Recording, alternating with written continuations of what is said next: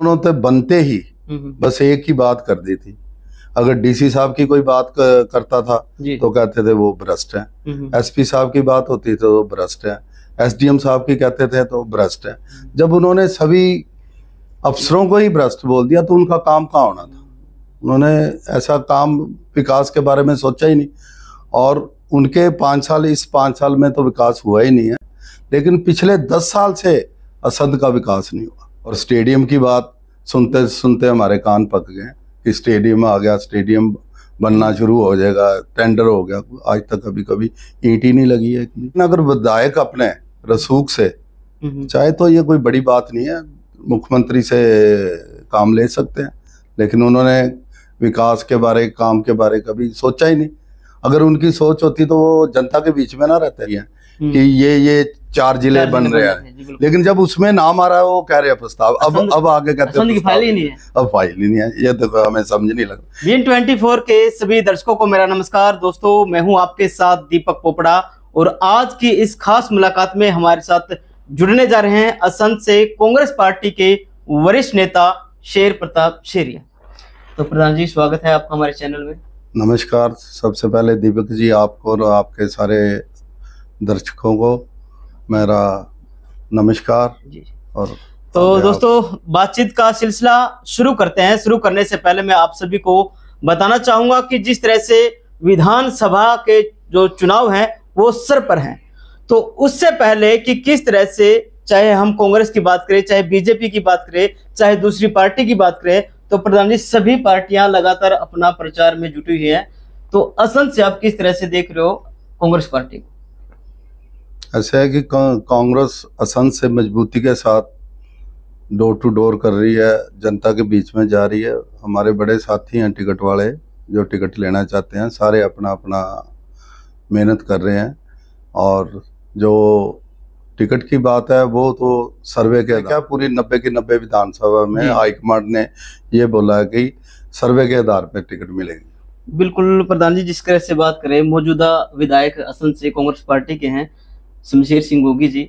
अक्सर आपने भी देखा होगा और दर्शकों ने भी सुना होगा कि जब कभी भी कोई प्रेस कॉन्फ्रेंस होती है, कोई मीटिंग होती है, तो वो इस तरह से दावा करते हैं कि टिकट उनकी जेब में है। ऐसे है, ये उनकी कहने की बात है। जब हाईकमांड ने सीधा स्पष्ट शब्दों में बोल दिया कि जो सर्वे में आएगा उसको टिकट दी जाएगी, और हमारे विधायक पिछले 5 साल से आप देख रहे हो कि हल्के में वो कोई दौरा नहीं कर रहे, कभी वो असंध में नहीं आते, बहुत कम आते हैं, 15 दिन में आते हैं तो 1 घंटे के लिए चाय पीने आते हैं असंध में, चाय पीकर वो चले जाते हैं। और हल्कों में यहाँ तक देख लो कि बनने के बाद उन्होंने धन्यवादी दौरा तक नहीं किया, दूसरे तो क्या दौरा करेंगे वो। तो प्रधान जी, जिस तरह से आप कह रहे हो कि वो चाय पीने के लिए आते हैं, अक्सर वो जब भी आते हैं असंध की आवाज को, असंध के विकास के लिए जो आवाज उठाते हैं, विधानसभा भी वो आवाज उठाते हैं असंध की। ऐसे है, किसी डॉक्टर की बदली करने के लिए विधानसभा में उनको बोलना पड़े तो उससे पता लग जाता है कि वो कितनी आवाज असंध की उठा रहे हैं। कभी उन्होंने संघर्ष नहीं किया, कभी उन्होंने जनता के काम के लिए एसडीएम तहसीलदार के आगे कभी धरना प्रदर्शन, जनता के बीच में आए नहीं, जनता की बात नहीं सुनी उन्होंने। कभी जनता जो चाहती है उसके बारे में उन्होंने कहा। 1 घंटे के लिए आते हैं, 15-20 दिन में, महीने में 1 घंटे में क्या हो सकता है। तो प्रधान जी, जिस तरह से आप अपने ही विधायक के ऊपर, उनकी कार्यशैली के ऊपर सवाल उठा रहे हो, तो क्या आपको लगता नहीं कि बीजेपी की सरकार है, उनकी सरकार नहीं है, इसलिए वो काम नहीं करवा पा रहे? नहीं, ऐसा कुछ नहीं है। रसूख होता है बंदे का, वो अपना काम कर सकता है। एसडीएम, तहसीलदार, डीसी, एसपी, उससे तो वो जनता के काम ले सकते हैं, लेकिन उन्होंने आज तक इसके बारे में ध्यान ही नहीं दिया। उन्होंने तो बनते ही बस एक ही बात कर दी थी। अगर डीसी साहब की कोई बात करता था तो कहते थे वो भ्रष्ट है, एसपी साहब की बात होती तो वो भ्रष्ट है, एसडीएम साहब की कहते थे तो भ्रष्ट है। जब उन्होंने सभी अफसरों को ही भ्रष्ट बोल दिया तो उनका काम कहाँ होना था। उन्होंने ऐसा काम विकास के बारे में सोचा ही नहीं, और उनके 5 साल, इस 5 साल में तो विकास हुआ ही नहीं है, लेकिन पिछले 10 साल से असंध का विकास नहीं हुआ। पिछले 10 साल से आप कह रहे हो असंध का विकास नहीं हुआ, तो जिस तरह से बाईपास की हम बात करें, बाईपास बना हुआ है और जो असंध के ये असंध इलाका वासियों को खेलने के लिए स्टेडियम की मांग वो भी लगातार फिलहाल प्रोसेस में चल रही है और जल्द ही बन जाएगी, ऐसा सुनने में भी आ रहा है। देखो बाईपास कितने सालों से शुरू हुआ।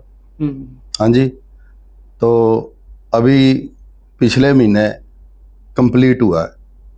हाँ जी, लेकिन आप जो पीछे बाईपास बना है जो 3 किलोमीटर 3.5 को, वहां जाके देख लो, वहां चलना मुश्किल हुआ, टूटा पड़ा सारा। तिरंगा लाइटें लगी हुई हैं जी। अरे ये आप तिरंगा लाइटें शाम को देख लो जी, कितनी बंद हुई होती हैं, 25% जल रही हैं और एक भी ना हुआ लगेगा, 75% बंद है। और स्टेडियम की बात सुनते सुनते हमारे कान पक गए कि स्टेडियम आ गया, स्टेडियम बनना शुरू हो जाएगा, टेंडर हो गया, आज तक कभी ईंट ही नहीं लगी है इतनी। तो इसके पीछे आप ये नहीं देखते कि सरकार नहीं है कांग्रेस पार्टी की, बीजेपी की सरकार है? नहीं तो आपकी बात ठीक है, सरकार का होता है, रोल होता है, लेकिन अगर विधायक अपने रसूख से चाहे तो ये कोई बड़ी बात नहीं है, मुख्यमंत्री से काम ले सकते हैं, लेकिन उन्होंने विकास के बारे, काम के बारे कभी सोचा ही नहीं। अगर उनकी सोच होती तो वो जनता के बीच में ना रहते जी। उनकी विकास की विधायक जी कह रहे हैं कि जल्द ही 100 बेड का अपना हॉस्पिटल भी तैयार हो जाएगा। ये तो कहने की बातें हैं, शुरू तो नहीं हुआ। कहने को तो पीछे एक हमारे बीजेपी के साथी थे, हमारे टीवी डिबेट में हम बैठे थे, तो वहां उन्होंने बोला भी, कॉलेज को बोल रहे थे भी हमने कॉलेज बनवाया। तो कॉलेज असल में जो जब कांग्रेस की हुड्डा सरकार थी तो दीपेंद्र जी आए थे और उन्होंने उद्घाटन किया था और क्लासें शुरू करी थी, तो मैंने ये बात भी रखी जी। लेकिन कॉलेज की वो बात कह रहे थे कॉलेज बन के क्लासें लग रही हैं जी। लेकिन आज भी कॉलेज की क्लासें नहीं लग रही, ITI में क्लासें लग रही हैं उनकी। बिल्डिंग पिछले सालों से वो बिल्डिंग बन गई, उसको 2 बार 3 बार रंग हो गया, रिपेयर होगी 2 बार, टूट के गिर रही है, जर्जर हालत है उसकी, लेकिन अभी तक क्लासें नहीं लगी।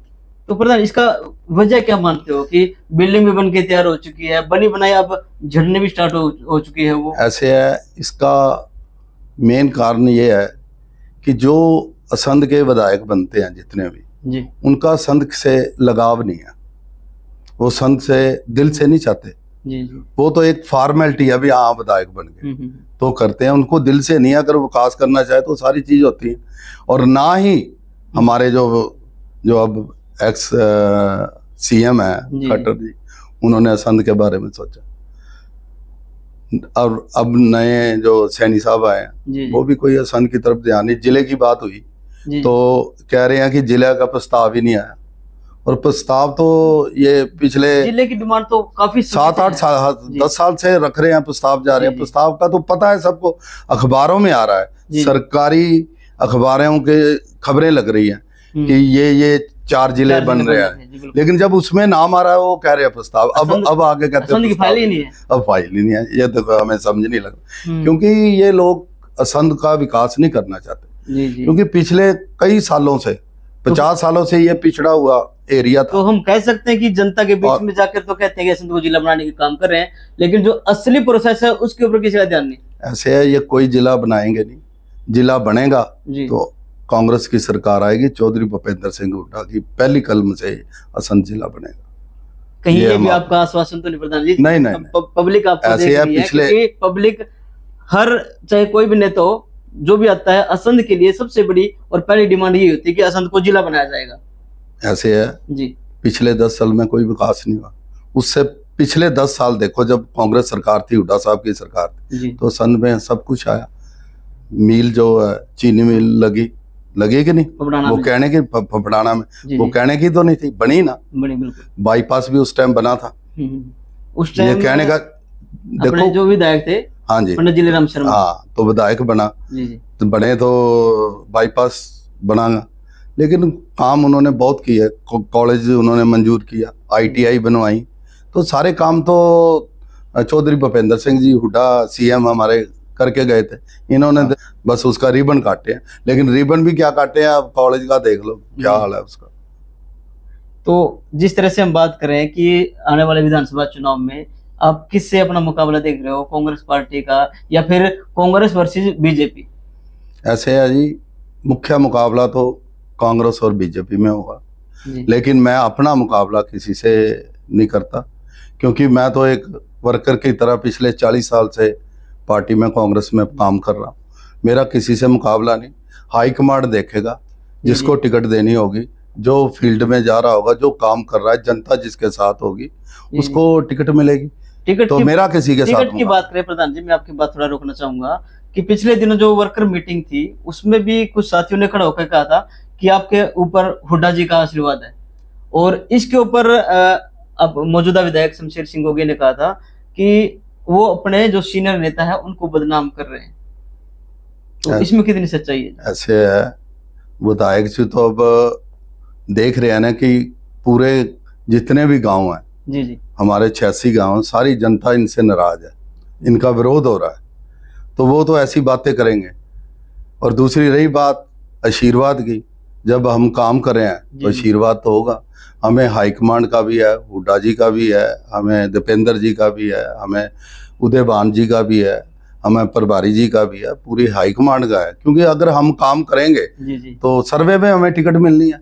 आशीर्वाद तो उनका है, सभी हाईकमांड का भी है, और साथ में अपना देवी देवताओं का और गुरुओं का भी हमें आशीर्वाद है। ये शमशेर सिंह गोगे को लेकर कि ईमानदार है, भ्रष्टाचारी से काफी दूर है, ये चर्चा भी चलती है। देखो, ईमानदारी की, जब उन्होंने कोई यहाँ हमारे काम ही नहीं किया, किसी से लेना देना ही नहीं हुआ, तो मैं ये नहीं कहता उन पे कोई ब्लेम लगाता। ये तो जनता बताएगी कि वो ईमानदार है। जिक्र जरूर होता है कि देखो, बात जब जनता के बीच में जाएंगे, गांव जा रहे हैं अब, तो जनता उनको जवाब दे रही है भी आप कहाँ थे 5 साल। आपने ये मुहिम भी छेड़ी है जिस तरह से कि भाजपा से हिसाब मांगो, तो क्या जनता इनसे हिसाब मांगेगी?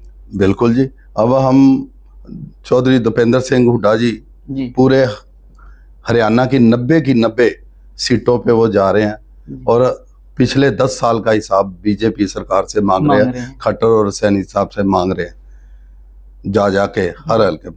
उसी तरह अब हम जाते हैं तो हमें भी कई सवाल पूछते हैं। बिल्कुल।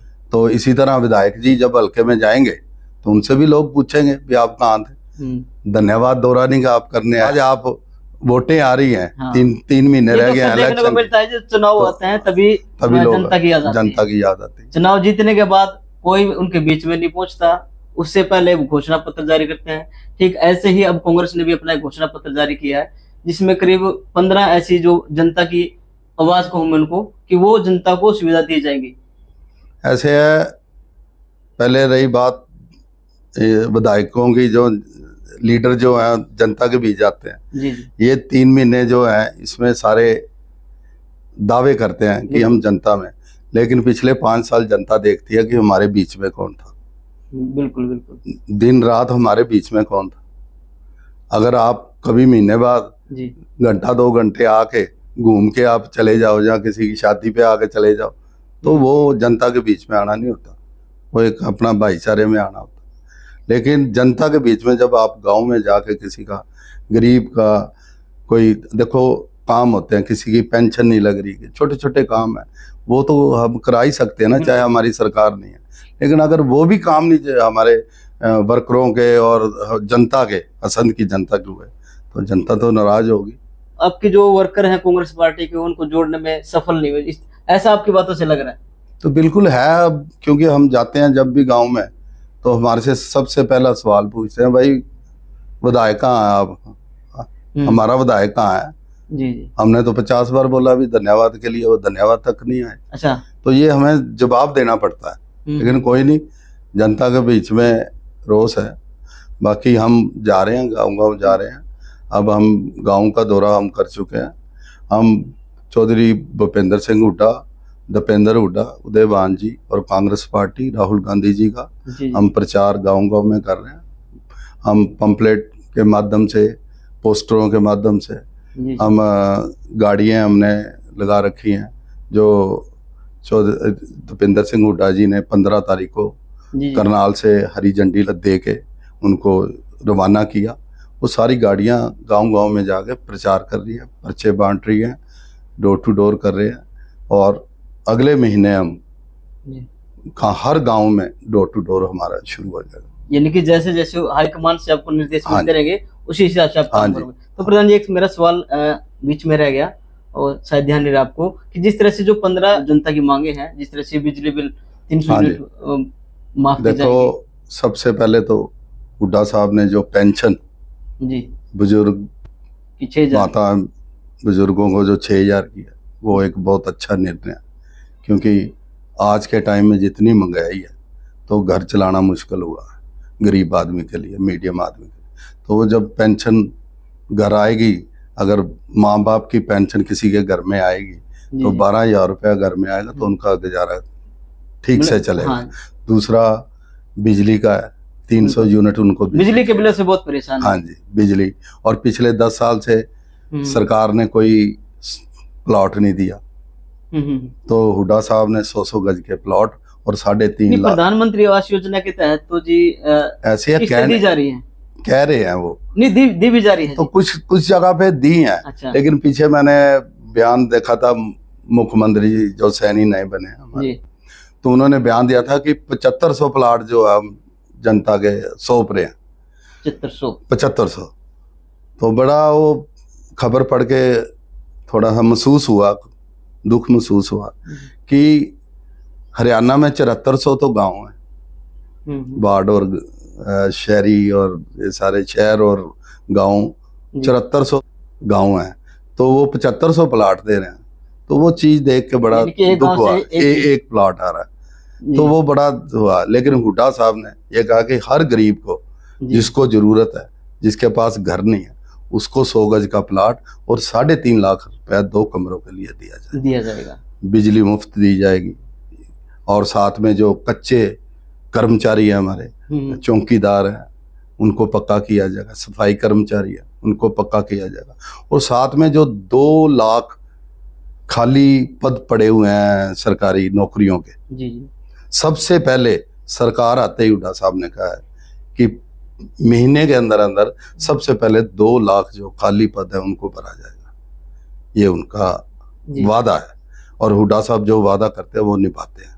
और घोषणा पत्रों में जैसे छात्रों के बेरोजगारों का भत्ता है, बेरोजगारी में हरियाणा नंबर 1 भत्ता, उस पे भत्ता शुरू किया, 8500 रुपये महीने का भत्ता देंगे। लेडीज जिनके पास कोई काम धंधा नहीं है उनको 8500 रुपये महीने का उनको भी भत्ता मिलेगा। तो बड़ी चीजें हैं, स्कीमें हैं जो सरकार ला रही है नलका। और स्वास्थ्य पे, खास करके स्वास्थ्य पे जो हमारे 25 लाख रुपए जो है वो खर्च किए जाएंगे हर एक। तो अगर की बात करें, हाँ, और शिक्षा है, हाँ जी, वो 5 लाख का है, वो तो एक ड्रामा है। अच्छा। लेकिन जो हमारी सरकार आ रही है, राहुल जी ने बोला है, हुड्डा साहब ने बोला कि 25 लाख रुपए तक किसी का भी जो अगर उसका जरूरत हो कि ऑपरेशन की जा, वो सेम आयुष्मान कार्ड की तरह या हाँ जी, वो अलग है, पूरा उसका इलाज होगा। अच्छा जी। ये नहीं है कि उसका भी कार्ड इतने का तो इतने में होगी, तो उनका पूरा इलाज होगा। और शिक्षा को देख लो आपने, कितने स्कूल बंद कर दिए इस सरकार ने। बिल्कुल। सारे स्कूल दोबारा खोले जाएंगे, और जो बंद हुआ है, और शिक्षा को वही पीछे की तरह लेके जाएंगे अच्छी दिशा में कि लोग प्राइवेट छोड़ के सरकारी स्कूलों में बच्चों को दाखिला कराएं। ऐसे ही हमारी खेल नीति है, पदक लाओ पद पाओ, वैसे ही वो लागू की जाए, बंद है। हाँ जी, ऐसे ही सैनिकों के, जो सैनिक शहीद हो जाता है उसको 1 करोड़ रुपया हमारे हुड्डा साहब ने, कांग्रेस सरकार ने रखा हुआ है, वो दिया जाएगा जो नहीं मिल रहा। तो ऐसे जितनी जरूरतमंद चीजें और जनता की आवाज है उनको हमारी सरकार पूरा करेगी। प्रधान जी, जिस तरह से जनता की आवाज है और पार्टी हर अपना घोषणा पत्र जारी करती है, तो 2014 में जब बीजेपी सरकार ने अपना घोषणा पत्र जारी किया था, खासकर मैं पुलिसकर्मी, जो मेरे पुलिसकर्मी भाई हैं उनके बारे में, कि उनका वेतन पंजाब की तरफ पर दिया जाएगा, लेकिन आज तक उनको वो वेतन नहीं मिल रहा। नहीं दिया, लेकिन कांग्रेस सरकार आते ही उनको पंजाब की तर्ज पे वेतन दिया। मेरा यही सवाल था, क्या जो पुलिसकर्मी हैं उनके लिए भी कोई बिल्कुल योजना बनाई है? बिल्कुल सरकार ने बनाई हुई है। सरकार आते ही पुलिस वालों को भी, भाइयों को, वो हमारे भाई हैं, 24 घंटे ड्यूटी देते हैं हमारे, हमारी रक्षा करते हैं। हम आराम से सोते हैं रात को और वो गश्त करते हैं और हमारी रक्षा करते हैं। तो उनको भी पंजाब की तरह, जब प्रदेश पंजाब और हरियाणा में क्या फर्क है, तो उनकी तनख्वाह भी बराबर होनी चाहिए। और जो पेंशन का है, पेंशन बंद कर दी है स्कीम इन्होंने, वो पेंशन की स्कीम शुरू होगी, रिटायरमेंट होने के बाद पेंशन इन्होंने बंद कर दी, वो पेंशन भी लागू होगी। और भी जितने पद पड़े हुए हैं, 2 लाख तो है ही हैं, और भी सरकारी नौकरी है, जिन जिन महकमों में जितनी जरूरत होगी वो सारी वैकेंसियां निकलेंगी। अक्सर रोजगार नहीं है ये सोचकर आज प्रदेश का युवा विदेशों की तरफ भाग रहा है। बिल्कुल, ये बात आपने बहुत अच्छा सवाल पूछा। हमारे गांव के गांव खाली हो गए, कोई एक बिरादरी के नहीं, सभी बिरादरी, किसान, मजदूर, व्यापारी, दुकानदार, सबके बच्चे बाहर छोड़ते जा रहे हैं। जो पढ़े लिखे थोड़ा पढ़ते हैं, 10+2 करते हैं और बाहर विदेश की तरफ, क्योंकि यहाँ काम धंधा ही नहीं है। इस सरकार ने पिछले 10 साल से क्या है, कोई काम धंधा, कोई नया उद्योग लगा है हमारे? हमारा असंध इतना पिछड़ा हुआ है, हमें जरूरत थी एक इंडस्ट्री एरिया की। आज तक जितने भी बारी विधायक बनते हैं यहाँ, किसी ने आवाज नहीं उठाई, ना उसकी तरफ ध्यान दिया, ना मुख्यमंत्री ने दिया कि क्या कारण है, लोग विदेश क्यों जा रहे हैं। तो विदेश तो बच्चे जा रहे हैं, उन पर रोजगार नहीं। अगर एक इंडस्ट्री एरिया असंध में दिया जाए और 30% उस पर सब्सिडी की जाए, क्योंकि पिछड़ा एरिया है, इतने सालों से यहाँ इंडस्ट्री नहीं है, तो उसको 30% उस पर सब्सिडी दी जाए, तो बड़े बड़े यहाँ उद्योग धंधे लगे और हमारे बच्चे जो हम वहाँ बड़ी बड़ी फैक्ट्रियों में नौकरियां करें, छोटे कारखाने खुद लगाएं, छोटी फैक्ट्रियां लगाएं, तो काम धंधा यहाँ इतना बढ़िया हो जाएगा। उनको बाहर जाने की जरूरत क्या है?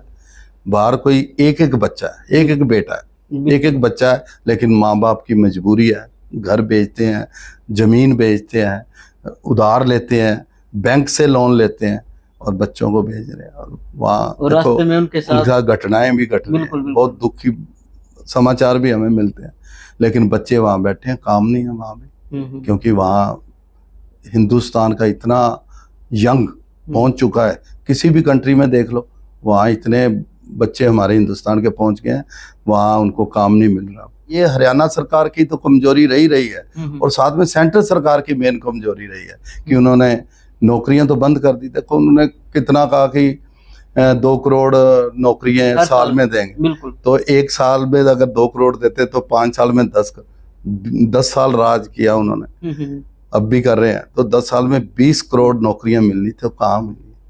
उल्टा 30 लाख नौकरियां पेंडिंग सेंट्रल गवर्नमेंट की पड़ी हैं, 30 लाख खाली भरी। अगर हमारी सरकार सेंटर में इंडिया गठबंधन की आ जाती, तो राहुल गांधी जी ने बोला था सबसे पहले हम 30 लाख जो है वो नौकरी देनी थी।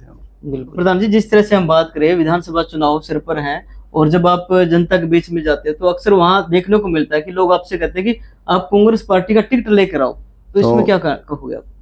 मैं अपने संध हल्के की जनता से अपील करता हूँ हाथ जोड़ कर, क्योंकि मैं पिछले 40 सालों से आपके बीच में हूँ, आपके बीच में जा रहा हूँ, और मुझे अपने पूरे हल्के की समस्याओं का पूरा समझ है, ज्ञान है। तो मैं आपसे अपील करता हूँ कि आप मुझे एक बार आशीर्वाद दें।